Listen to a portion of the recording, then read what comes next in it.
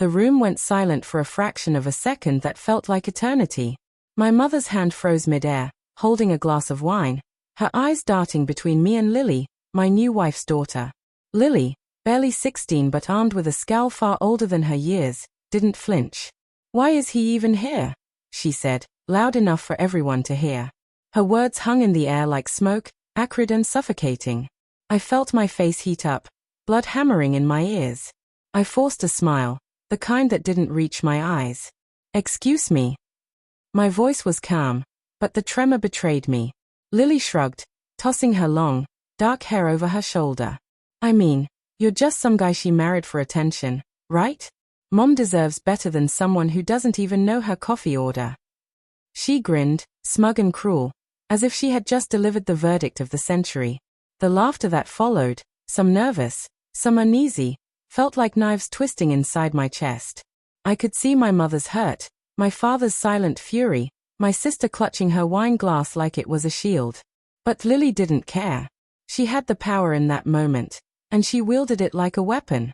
I closed my eyes, breathing in sharply, trying to calm the storm raging inside me. Rationality whispered that this was a kid testing boundaries, pushing limits. Maybe she was just resentful.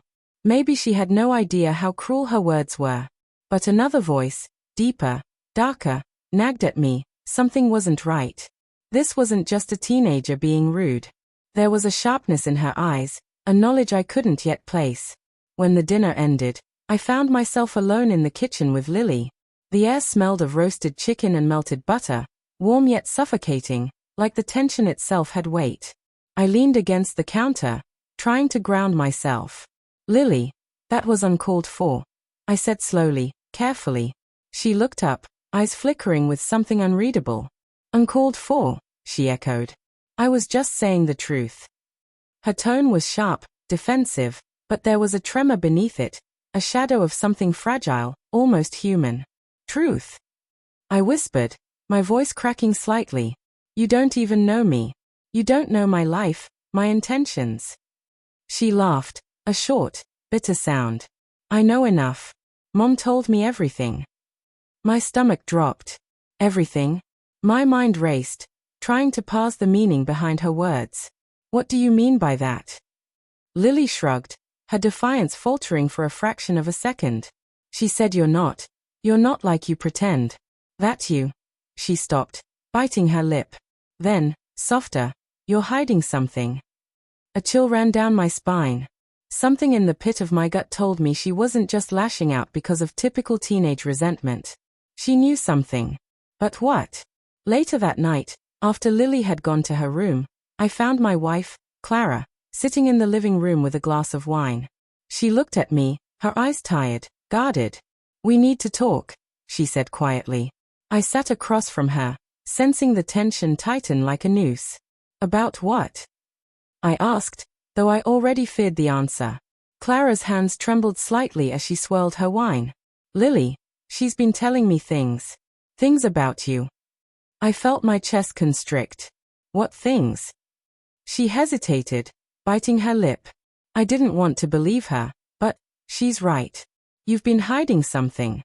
And her voice faltered. "I don't know if I can trust you anymore." The room seemed to shrink around me. Betrayal? Suspicion? Confusion? I couldn't think straight. "Clara, I've done nothing wrong," I said, but the words sounded hollow even to me. Clara shook her head. "It's not about doing wrong. It's about secrets. Things you've kept from me, from us." Her voice cracked, and I saw the betrayal etched into every line of her face. Lily isn't lying. She sees it.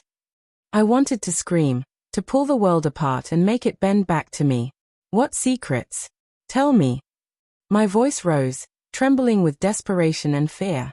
Clara looked away, the wine glass now empty, trembling in her hand.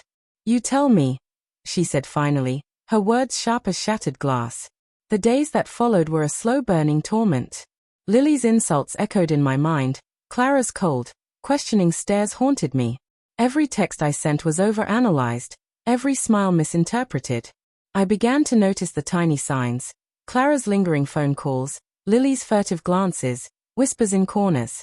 A gnawing suspicion crept into my chest, relentless, insidious. Then, one evening, I found the message that shattered me. Clara's phone, left unlocked on the kitchen counter, buzzed with a notification. I hesitated, trembling, knowing that what I was about to see could either be nothing, or the end of everything.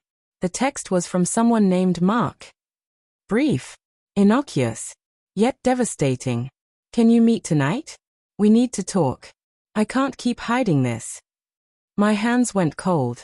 I stared at the screen, disbelief battling panic.